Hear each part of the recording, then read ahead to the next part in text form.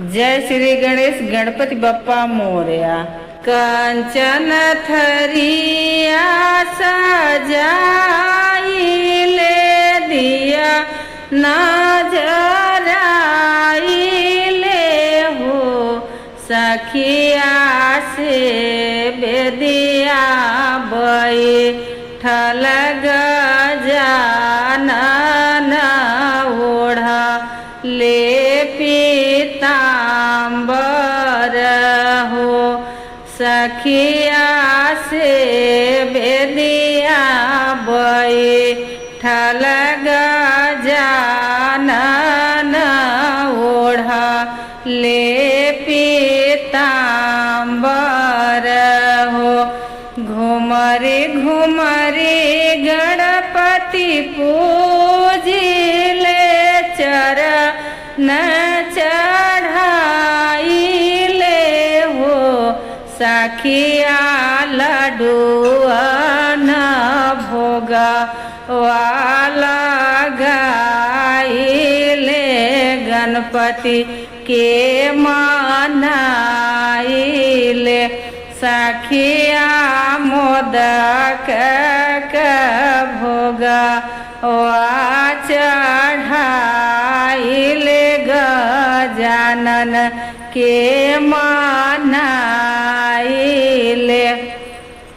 धियावत मांगिले मांगी स्वरूप वाद हो गणपति पुतवात मांगी नारी वर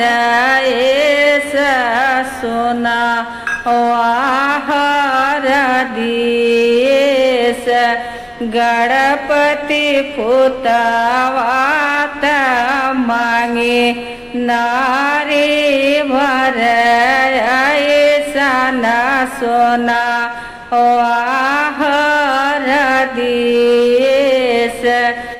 काकर बुधिया वाला मांगी स्वरूप वाद धिया हो तेरे आका करबू बेटा नारी वर सोना वाहर दिएस तेरी आका करबू बेटा नारी वर सोना वाहर दिएस हो। कन्यादान देव धियाला वांगी सूरती चाहिद धिया हो गणपति कुल वाऊ जागर करी है पुत वात पहिरे खातिर सोनावान हो गणपति कुल वाऊ जागर करी है पुतवात पहिरे हम सोनावान हो। यही खातिर मांगी धियाला मांगी स्वरूप वाद धिया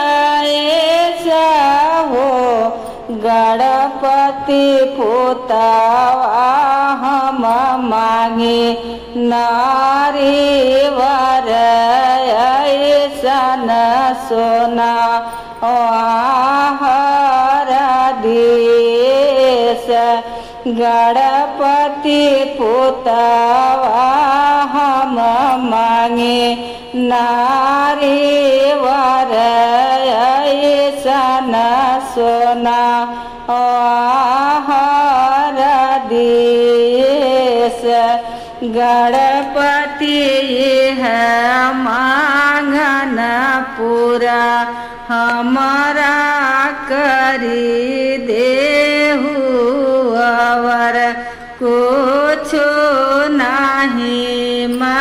मांगे गणपति है मांगन हमारो तो पूरा कर और कुछ नहीं मांगे।